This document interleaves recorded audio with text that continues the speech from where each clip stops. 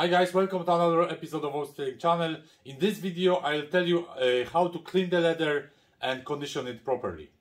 I got this set of leather seats. They came out from Ford Escort Cosworth. They're about 30-year-old. Overall, the owner initially asked me to restore them, but when I looked at the seats, we decided just to give them good cleaning and conditioning. Bar the bolster here, because the bolster is worn, so that needs new color, but the rest seems to be quite okay. It has some creases, bit of wear, but that's natural features of leather. So I have two seats. I have the back section from this car, and literally the only part that is bad is this.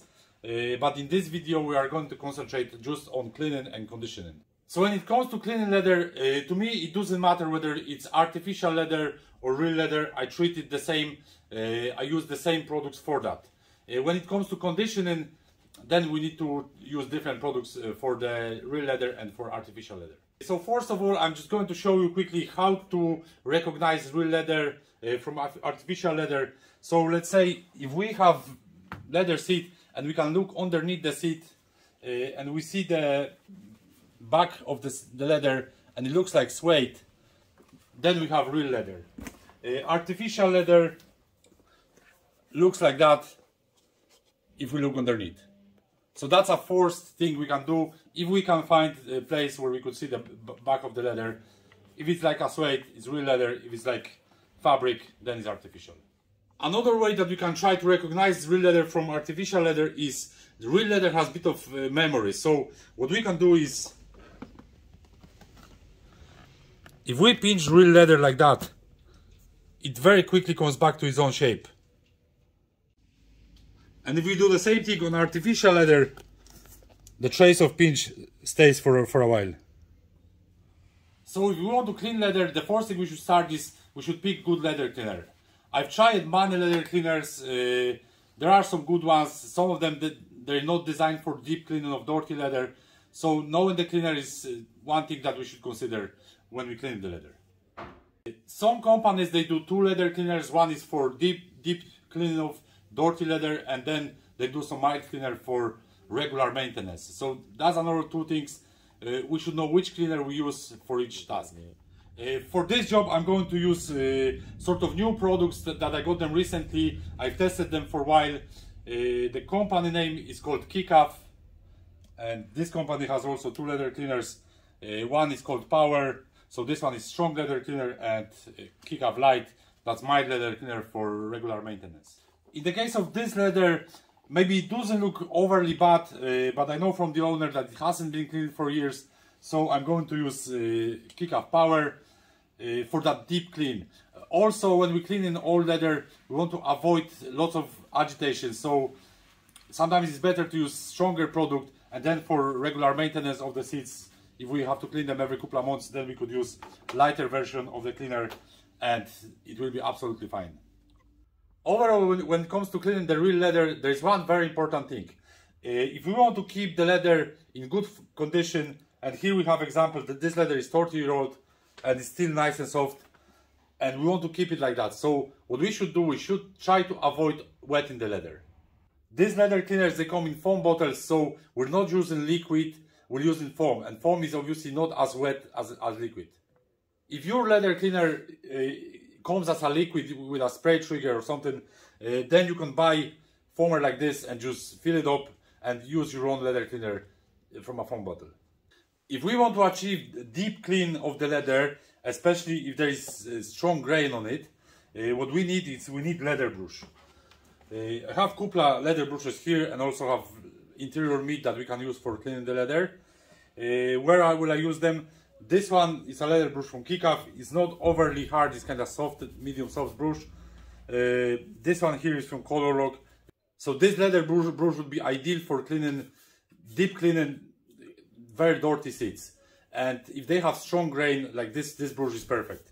Like I said, this would be ideal for cleaning smooth leather where there is no grain, or for regular maintenance. So we're not putting much abrasion on the leather.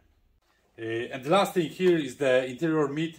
This one would be ideal for leather like this, because this leather is smooth. Also for regular maintenance, this would be perfect. Also we can do it a little bit quicker than with the brush because we cover a bigger surface. Microfiber cloths are not really effective. We could use best leather cleaner we have there, but microfiber cloths, they won't have abilities to penetrate the grain like, let's say, the brushes or this mitt. So I'm going to give it a go. I'll show you step by step how I approach cleaning leather. So the first step we should do, we should remove any loose dirt if there is. We can hoover the surface as well just to get rid of the dirt, so we won't be rubbing the dirt into the leather.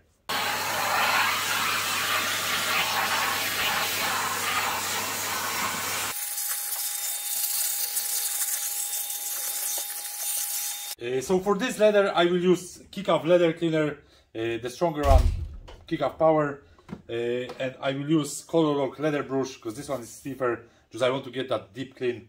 I'm going to do 50-50 on this seat just to show you the difference between dirty leather and clean leather.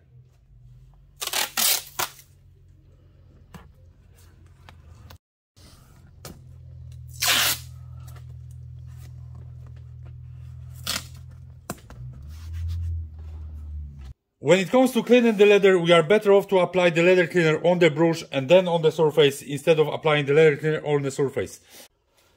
So we apply the leather cleaner on the brush, then on the surface, and we work it out in circular motion.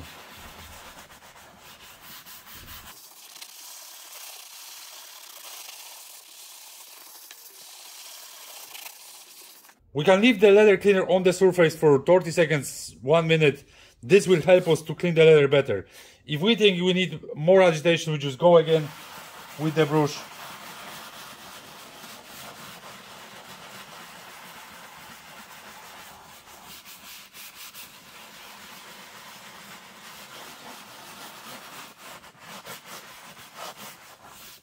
If we need to add more leather cleaner, we can add, but in this case I think that's enough for this dirt.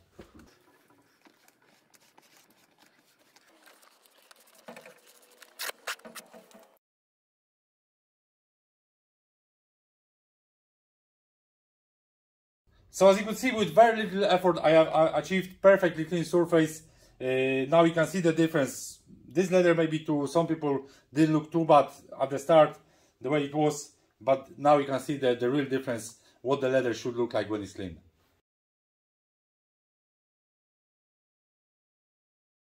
So in general, if we use good quality leather cleaner, like for example this one, we can do this job without any fear that we will damage the leather. So good leather cleaner combined with leather brush does the job perfectly, as you can see here. When it comes to conditioning the leather, the job is sort of straightforward. For real leather, what we can use is leather conditioner. We have one here, for example, ADBL leather conditioner. Another product we could use on real leather is color leather shield. This is sort of coating for leather. So in the case of real leather, what we could do is clean the leather, apply conditioner, let it to be absorbed, and then after a while apply the shield. In the case of artificial leather, I don't use leather conditioners because it doesn't make sense. Leather conditioners, their purpose is to add moisture and oils into leather. Like if you have hard leather or dry leather, we apply conditioner, and this way we bring back the features of the leather. So if we use leather conditioner on artificial leather, it will not do anything for us. Because artificial leather, it's made of plastic, so it doesn't have the same properties as real leather. It won't absorb the product, and that's why we don't use leather conditioners like this for artificial leather. What we can use for artificial leather is, for example, leather shield from Color Lock, or we can use SiO2 based coatings, let's say like this one here. These products will prevent from wearing and will also make the further maintenance very easy. So in this case we have real leather. I'm going to apply conditioner on it.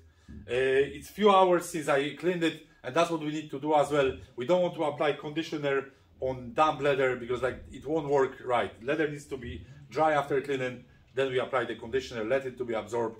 And if we want to apply product like leather shield, let's say, after a while we should also wait a couple of hours until the leather conditioner is absorbed fully by the leather. Here we have also perforated leather. So I would advise to don't apply conditioner directly on the leather, but let's say on applicator, rub it in a little bit and then just apply tiny bit of conditioner on the surface.